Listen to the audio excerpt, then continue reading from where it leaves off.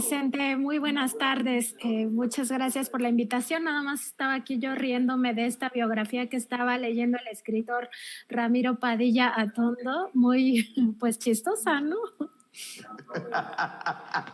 Pues es que para eso han quedado reducidos muchos en la oposición, para los memes, para la carrilla, como decimos en el barrio. Mira Lili Telles, mira Xochitl Gálvez, Lord Longaniza, Julen Rementería.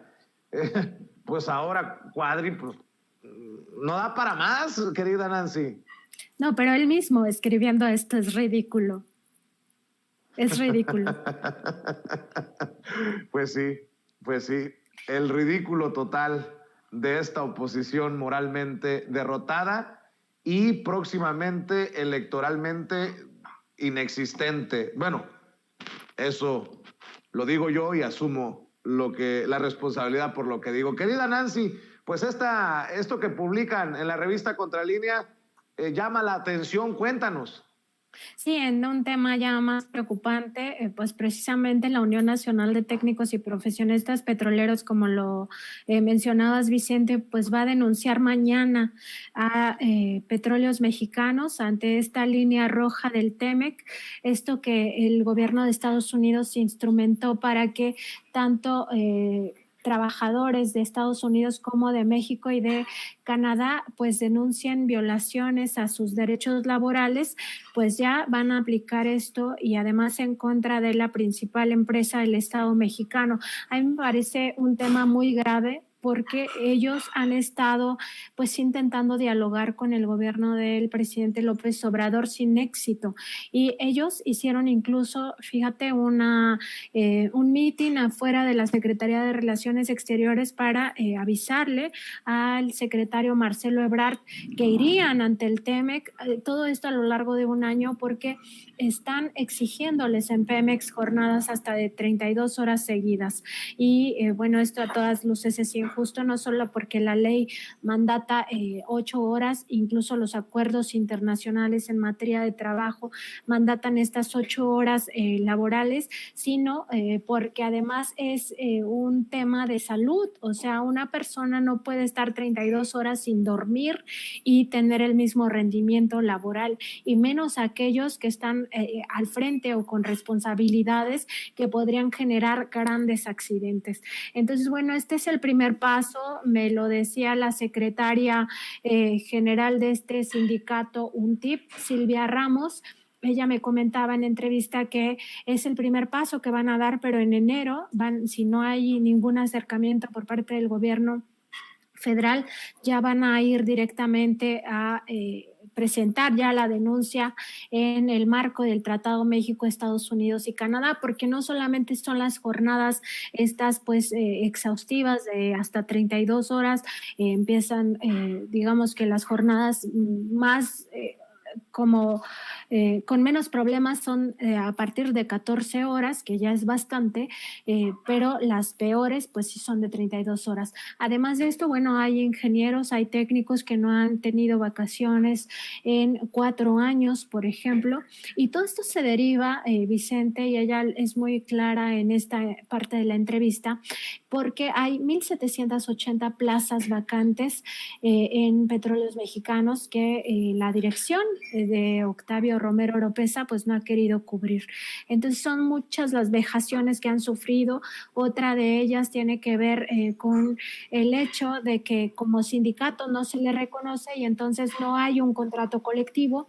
Y lo que los rige son pues estos acuerdos, o más bien ni siquiera acuerdos, estos oficios que genera el propio director general de Pemex, sea quien sea, en el momento que sea, y él decide qué derechos les quita, qué derechos les pone. Entonces, en agosto pasado, lo que decidió la actual dirección de Pemex fue aumentarles 10 años a su edad jubilatoria. Ello contrario a lo que ocurre con el Sindicato de Trabajadores Petroleros de la República Mexicana, quienes no tuvieron ningún, digamos, trastocamiento de este derecho laboral. Entonces me parece grave, pues a mí me sorprendió mucho que ella me dijera que como parte de Petróleos Mexicanos van a ir a denunciar a Estados Unidos a su patrón, pero su patrón resulta que es parte del gobierno federal, ¿no? Es decir, de la Administración Pública Federal. Y aquí nada más puntualizar que ella también señala que la Secretaría del Trabajo de manera unilateral y sin ninguna explicación es la que rompió con las mesas de diálogo. Ya se habían tenido 4 mesas de diálogo y bueno, Petróleos Mexicanos se había comprometido en esas pocas mesas de diálogo a ciertas cosas, no ha cumplido, entonces ellos ya están totalmente desesperados y van a ir a este mecanismo del TEMEC. Mientras eso sucede, también estaba leyendo lo que publica el maestro Miguel Vadillo, director de la revista Querida Nancy, que líderes de 36 secciones cierran filas con Ricardo Aldana para que dirija el sindicato petrolero. Es el tesorero del Sindicato de Trabajadores Petroleros de la República Mexicana, quien fue designado unánimemente el pasado 3 de diciembre como el candidato de los líderes de las 36 secciones sindicales. Aquí lo preocupante es que la mayoría de esos líderes fueron impuestos por el exdirigente Carlos Romero de Champs, y esto para contender el próximo 31 de enero en las elecciones donde se elegiría al próximo secretario general. Si esto ocurre, pues la mano de Romero de Champs sigue metidota ahí, mi querida Nancy. Así es, Vicente, y hay que recordar que en el caso de Ricardo Aldana, pues él ha sido un personaje absolutamente ligado a Carlos Romero de Champs. De hecho, él ha sido por muchísimos años el administrador de las finanzas del sindicato petrolero. Estuvo involucrado incluso en el Pemexgate. No sé si te acuerdas de este desvío multimillonario que existió de Petróleos Mexicanos hacia el sindicato, alrededor de 1,500 millones de pesos, que terminaron una parte muy importante, más de 1,000 millones, en el financiamiento de la campaña del Partido Revolucionario Institucional en 2000, cuando pretendían que la Bastida Ochoa fuera el próximo presidente de México, algo que no lograron, pero lo que sí lograron fue saquear a la empresa en aquella cosa que se conoció como el Pemexgate.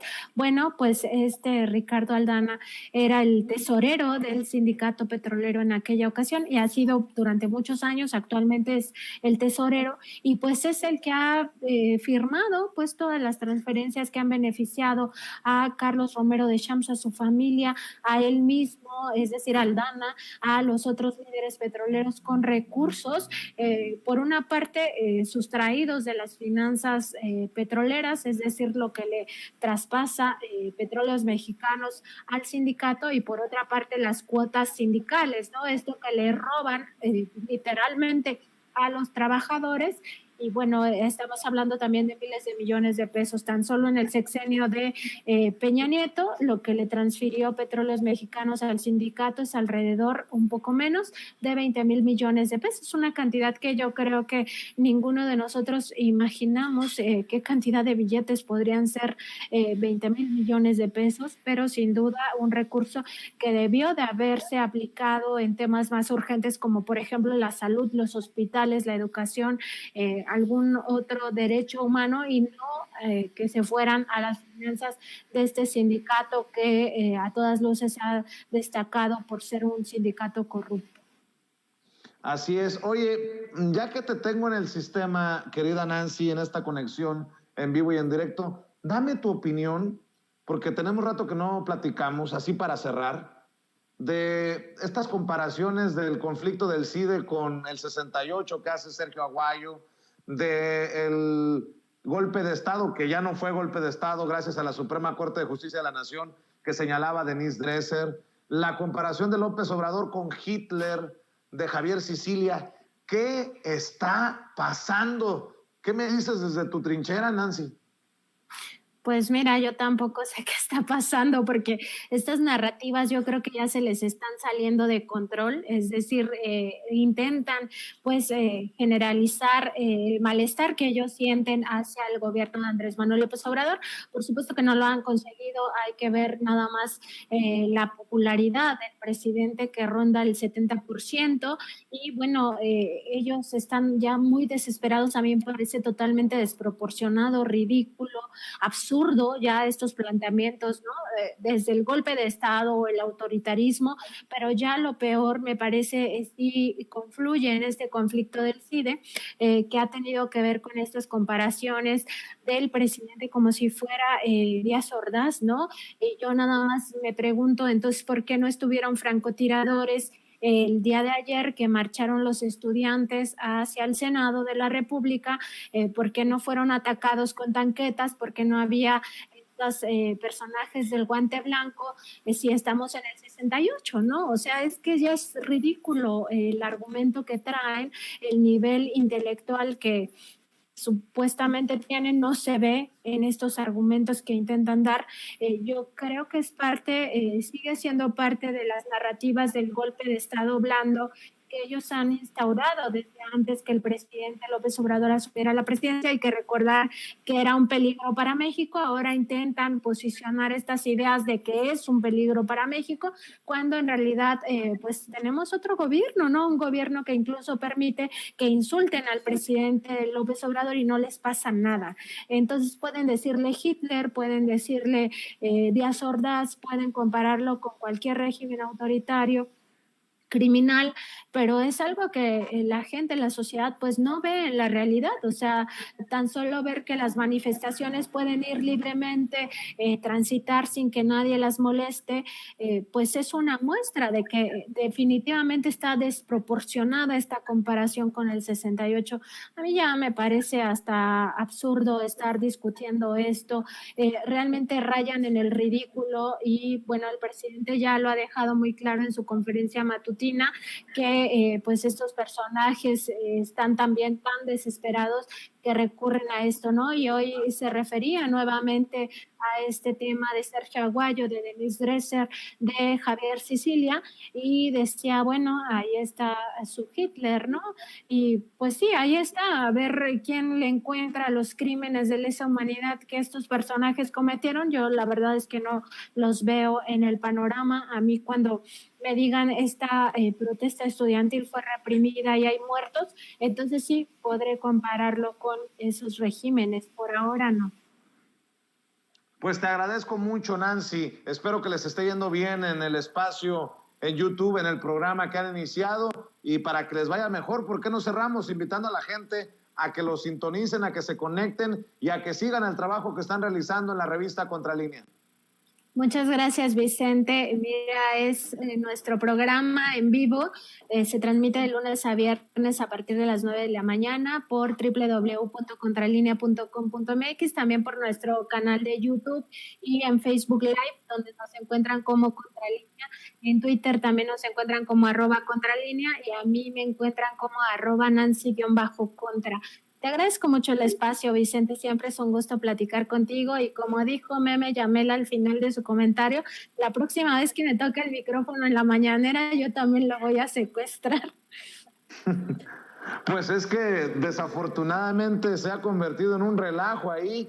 A unos sí le aplican el reglamento, a otros no, pero estamos al pendiente siempre de tu trabajo y de tus participaciones. Salúdanos al maestro Miguel Vadillo y saludos a todos ahí en la redacción. Un abrazote, Nancy.